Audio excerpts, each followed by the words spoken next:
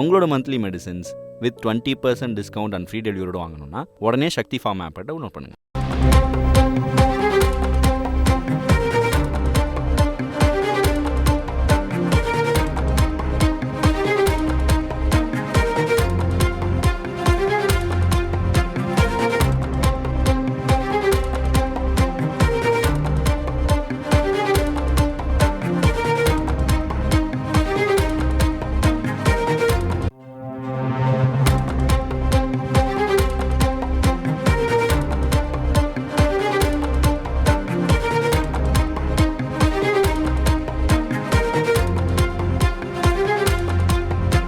Arudra gold trading மோசடி வழக்கில் 400 ஏஜென்ட்டுகளின் 86 சொத்துக்களை பொருளாதார குற்றப்பிரிவு போலீசார் முடக்கியுள்ளதாக தகவல் வெளியாகி இருக்கிறது.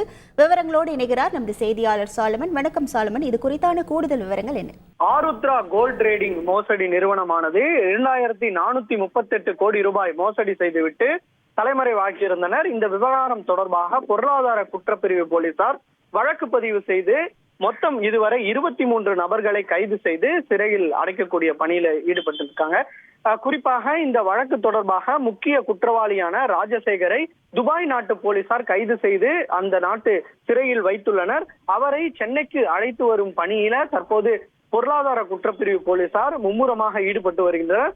இது ஒருபுறம் இருக்க, அந்த பொதுமக்கள் இழந்த தொகையான மொத்தம் 2438 கோடி ரூபாய் மீட்கும் நடவடிக்கையில் பொருளாதார குற்றப்பிரிவு போலீசார் பல்வேறு நடவடிக்கையில ஈடுபட்டு வருகிறார். அதன் ஒரு கட்டமாக ஏஜென்ட்களின் மூலமாக அவர்கள் சம்பாதித்த சொத்துக்கள் மற்றும் தங்கம் பொருட்களை சேகரித்து அதன் மூலமாக பொதுமக்களுக்கு ஒப்படைக்கும் நடவடிக்கையில ஈடுபட்டு வருகிறார்கள்.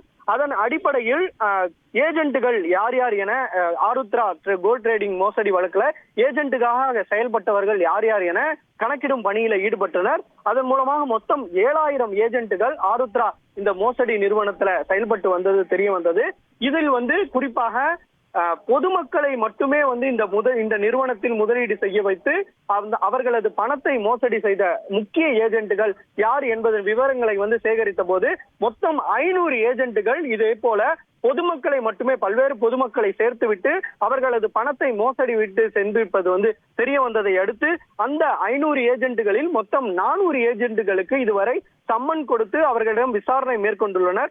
விசாரணையில இவர்கள் இந்த மோசடி செய்த பணத்தில் ஏஜென்ட்டுகளாக செயல்பட்டு அந்த பொதுமக்களை சேர்த்து விட்டதில் கிடைத்த கமிஷன்களை வைத்து பல்வேறு சொத்துக்கள் மற்றும் வங்கி கணக்குகளில் போடப்பட்டிருப்பது தெரிய வந்ததை அடுத்து முதற்கட்டமாக தற்போது 86 சொத்துக்களை கண்டறிந்து பொருளாதார குற்றப்பிரிவு போலீசார் முடக்கியுள்ளனர். மேலும் தொடர்ச்சியாக அவர்களது சொத்துக்கள் என்னென்ன என்பது தொடர்பாகவும் விசாரித்து வருகின்றனர். மேலும் ஏஜென்ட்டுகளின் 100க்கும் மேற்பட்ட வங்கி கணக்குகளிலும் தற்போது கண்டுபிடித்து அதனை முடக்கும் நடவடிக்கையிலும் ஈடுபட்டு வருவதாக பொருளாதார குற்றப்பிரிவு போலீசார் தொடர்ச்சியாக ஈடுபட்டு வருகின்றனர்.